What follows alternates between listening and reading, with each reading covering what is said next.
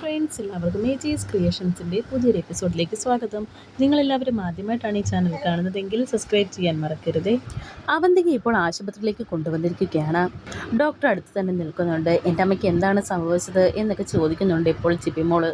ഒന്നും സംഭവിച്ചിട്ടില്ല, കുറച്ച് നേരം കഴിയുമ്പോൾ അമ്മയ്ക്ക് ബോധം വരും എന്ന് പറഞ്ഞ് ഡോക്ടർ ഇപ്പോൾ അവിടെ നിന്നും പോകുന്നു. മൂർത്തിയും അടുത്ത് തന്നെ നിൽക്കുന്നുണ്ട്. ശേഷം ഇപ്പോൾ അവന്തിക പതിയെ കണ്ണു തുറക്കുകയാണ്. അവന്തിക ഉണരുമ്പോഴും അവന്തികയുടെ മനസ്സിൽ മുഴുവൻ ആ സർപ്പത്തിൻ്റെ രൂപമാണ്. പെട്ടെന്ന് ഞെട്ടി എണീക്കുന്നുണ്ട് അവന്തിക. പാമ്പ് പാമ്പ് എന്നൊക്കെ ഇങ്ങനെ അവന്തിക പറയുന്നുണ്ട്. ഈ ബഹളം കേട്ട് അവിടേക്ക് ഒരു സിസ്റ്റർ വന്നിട്ട് ചോദിക്കുന്നുണ്ട് എന്ത് പറ്റിയെന്ന്. പാമ്പ് പാമ്പ് എന്ന് വീണ്ടും അവന്തിക പറയുന്നു. പേടിക്കണ്ട, ഇത് സർപ്പക്കാവല്ല, ഇത് ഹോസ്പിറ്റലാണ്, ഇവിടെ പാമ്പൊന്നുമില്ല, എന്തെങ്കിലും ഉണ്ടെങ്കിൽ പറഞ്ഞാൽ മതി എന്ന് സിസ്റ്റർ പറയുന്നു. ഈ സമയം ഇപ്പോൾ അർച്ചനയും ഗൂഗിളും അവിടേക്ക് വരുന്നുണ്ട്.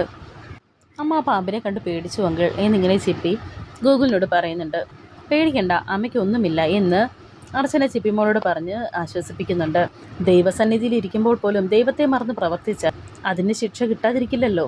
ഈ കുഞ്ഞിനെ കൂടി ഇവർ എന്തിനിങ്ങനെ കഷ്ടപ്പെടുത്തുന്നത് എന്നൊക്കെ ഇങ്ങനെ മനസ്സിൽ വിചാരിക്കുകയാണ് ഇപ്പോൾ അർച്ചന. ഡോക്ടർ എന്ത് പറഞ്ഞു മൂർത്തി എന്ന് ഗൂഗിൾ മൂർത്തിയോട് ചോദിക്കുമ്പോൾ പേടിക്കാനൊന്നുമില്ല, സർപ്പക്കാവിൽ വെച്ച് പാമ്പിനെ കണ്ടപ്പോഴുള്ള ഒരു ഷോക്ക്, അത്രയേ ഉള്ളൂ എന്ന് മൂർത്തി പറയുന്നു. എന്താ അവന്തിക ഇത്, താൻ ഇത്ര പേടിയുള്ള കൂട്ടത്തിലാണോ?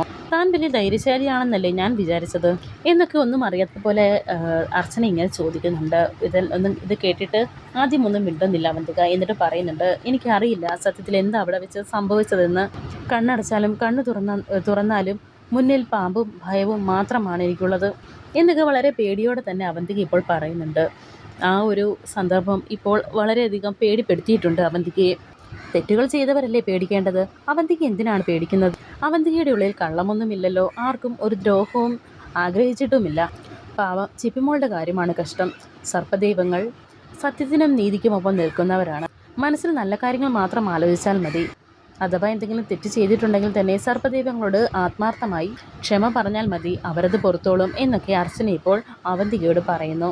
അങ്ങനെ ഇപ്പോൾ അർച്ചന ചിപ്പിയോട് പറയുന്നുണ്ട്, ഞങ്ങൾ പോയിട്ട് വരാം ആൻറ്റി, പേടിക്കണ്ട, എന്തുണ്ടെങ്കിലും ആൻറ്റിയെ വിളിച്ചാൽ മതി, ഏത് നേരത്തും എപ്പോൾ വേണമെങ്കിലും ആൻറ്റിയെ ഓടിയെത്താം എന്നൊക്കെ പറഞ്ഞിട്ട് ഇപ്പോൾ ഗോകുലും അർച്ചനയും കൂടി അവിടെ നിന്ന് പോകുന്നുണ്ട്. അർച്ചന പോകുമ്പോൾ അർച്ചന കുറച്ചും കൂടെ നടന്നു കഴിഞ്ഞ് അവന്തിക ഇങ്ങനെ ഒന്ന് നോക്കുന്നുണ്ട്. എന്നിട്ട് മനസ്സിൽ വിചാരിക്കുന്നു, അവന്തിക നിനക്കെതിരെ നാഗദൈവങ്ങൾ പോലും പത്തി വിടർത്തി ആടാൻ തുടങ്ങി.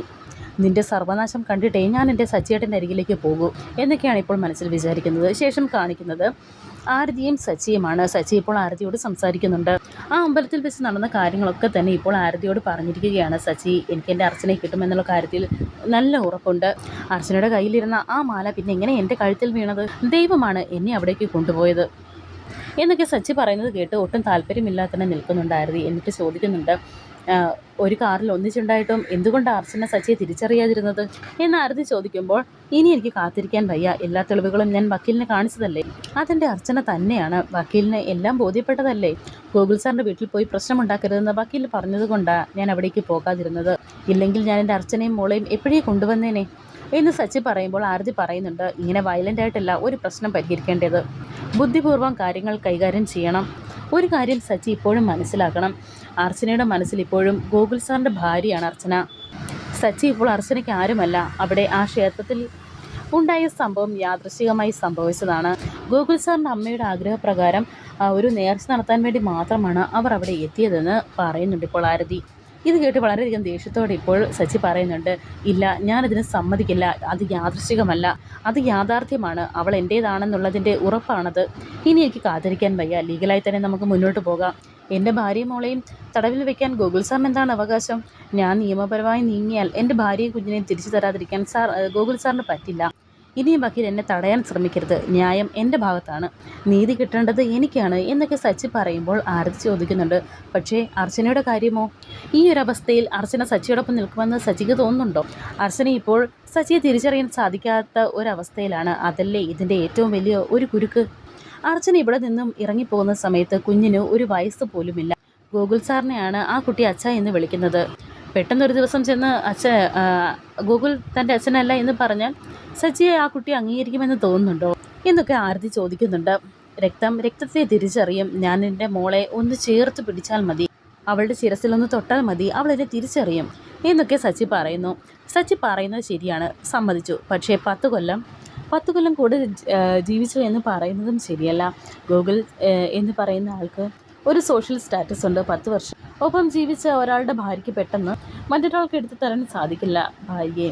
ഇനി നിയമപരമായി തന്നെ നീങ്ങിയാൽ അർച്ചന സച്ചി അറിയില്ലെന്ന് പറഞ്ഞാൽ എന്ത് ചെയ്യും എന്നൊക്കെ ആർജി ചോദിക്കുമ്പോൾ വക്കീൽ എന്നെ ഭ്രാന്ത് പിടിപ്പിക്കരുത്, ഓരോ നിമിഷവും എൻ്റെ അർച്ചന മറ്റൊരാളുടെ കൂടെയാണ് എന്നോർക്കുമ്പോൾ തന്നെ ഞാൻ സ്വയം എരിഞ്ഞു തീരുകയാണ് എന്ന് സച്ചി പറയുന്നുണ്ട്.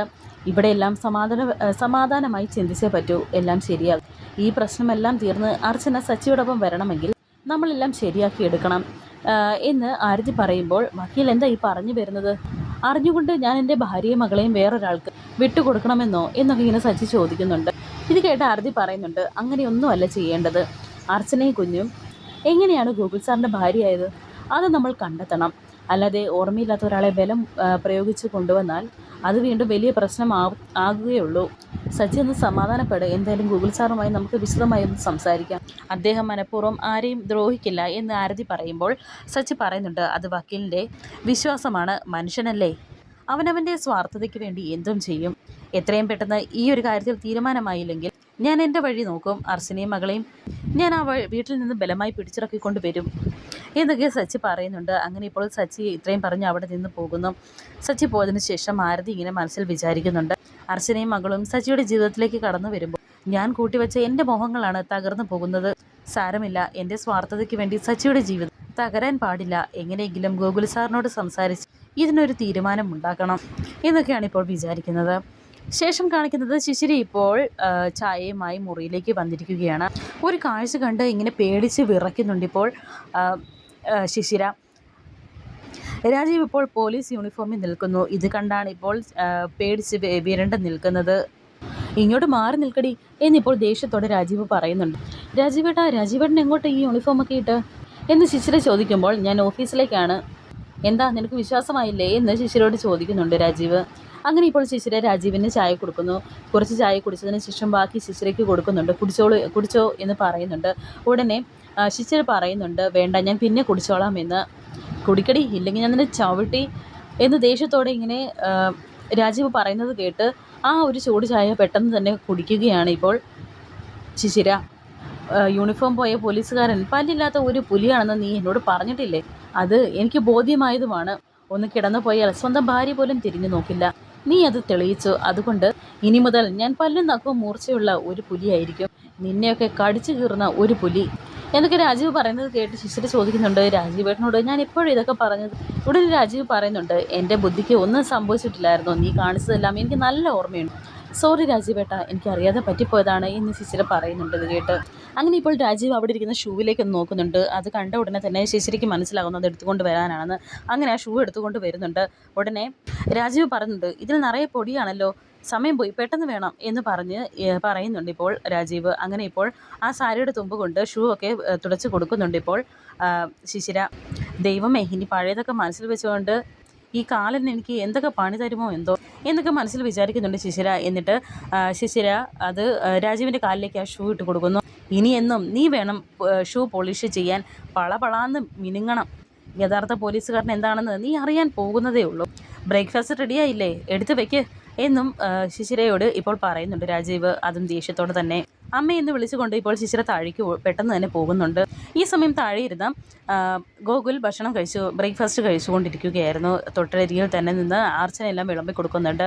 അരികിൽ ശോഭനയും നിൽക്കുന്നു. അമ്മയെന്ന് പറഞ്ഞ് ഓടി താഴേക്ക് പേടിച്ച് ഓടി വരുന്നുണ്ട് ശിശിര. എന്താ എന്ന് ശോഭന ചോദിക്കുമ്പോൾ ദേ രാജീവേട്ടൻ എന്ന് പറഞ്ഞ് ഇങ്ങനെ മുകളിലേക്ക് ചൂണ്ടി കാണിക്കുന്നുണ്ട് ശിശിര. ഈ സമയം പോലീസ് വേഷത്തിൽ താഴേക്ക് ഇറങ്ങി വന്നിരിക്കുകയാണ് രാജീവ്. ഇത് കണ്ട് എല്ലാവരും ഒന്ന് ഞെട്ടുന്നു. എല്ലാവർക്കും ഇത് കണ്ട് വളരെയധികം സന്തോഷമാകുന്നുണ്ട്. ശിശിര മാത്രം ഇങ്ങനെ പേടിച്ച് നിൽക്കുകയാണ്. കൊള്ളാമളിയ, ഈ യൂണിഫോമിൽ കയറിയപ്പോൾ ആ പഴയ ഐശ്വര്യമൊക്കെ വന്നു എന്ന് ഗോകുൽ രാജീവിനോട് പറയുന്നുണ്ട്. നിങ്ങളുടെ എല്ലാവരുടെയും പ്രാർത്ഥന കൊണ്ടാണ് ഞാനിപ്പോൾ പഴയ ജീവിതത്തിലേക്ക് തിരിച്ചു വന്നത്. അതിനെത്ര നന്ദി പറഞ്ഞാലും മതിയാകില്ല എന്ന് രാജീവ് ഇപ്പോൾ അവരോട് പറയുന്നു. അമ്മയെ എന്നെ അനുഗ്രഹിക്കണം എന്ന് ശോഭനയോടും പറയുന്നുണ്ട്. അമ്മയുടെ പ്രാർത്ഥന എന്നും നിൻ്റെ ഒപ്പം ഉണ്ടാകും മോനെ എന്ന് ശോഭന ഇപ്പോൾ രാജീവിനോട് പറയുന്നു. നിൻ്റെ മുഖത്തെന്താടി ഒരു സന്തോഷമില്ലാത്ത? നീയല്ലേ ഏറ്റവും കൂടുതൽ സന്തോഷിക്കേണ്ടത് എന്ന് ഗോകുൽ ഇപ്പോൾ ശിശിരയോട് ചോദിക്കുന്നുണ്ട്. മിക്കവാറും ഓഫീസിൽ നിന്ന് ജോയിൻ ചെയ്യുന്ന കാര്യം നേരത്തെ ഏട്ടത്തിയോട് പറയാത്തത് കൊണ്ടായിരിക്കും എന്നൊക്കെ അർച്ചന ഇങ്ങനെ പറയുന്നു. ഒരു സർപ്രൈസായിട്ട് നിങ്ങളുടെയൊക്കെ മുന്നിൽ ആരോഗ്യത്തോടെ എഴുന്നേറ്റ് വരണമെന്നായിരുന്നു എൻ്റെ ആഗ്രഹം. അതുകൊണ്ടാണ് നിങ്ങളോട് ആരോടും ഞാൻ ഈ കാര്യം പറയാതിരുന്നത് എന്ന് രാജീവ് പറയുമ്പോൾ ഗൂഗിൾ പറയുന്നുണ്ട്, ഒഫീഷ്യൽ ലൈഫിൽ സത്യസന്ധമായി മാത്രം മുന്നോട്ട് പോവുക.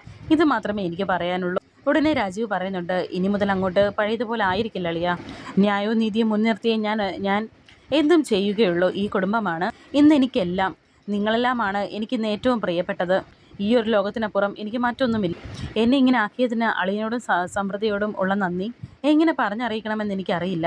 എൻ്റെ ഭാര്യ എന്നെ നോക്കുന്നതിനേക്കാൾ കൂടുതൽ അളിയനും സമൃദ്ധിയുമാണ് എന്നെ നോക്കിയിട്ടുള്ളത്. ഈ കുടുംബത്തിന് വേണ്ടി എന്നെക്കൊണ്ട് എന്ത് ചെയ്യാൻ പറ്റുമോ അതെല്ലാം ഞാൻ ചെയ്യും. എൻ്റെ ജീവൻ പോലും തരും എന്ന് രാജീവ് ഇപ്പോൾ അവരോട് പറയുന്നുണ്ട്.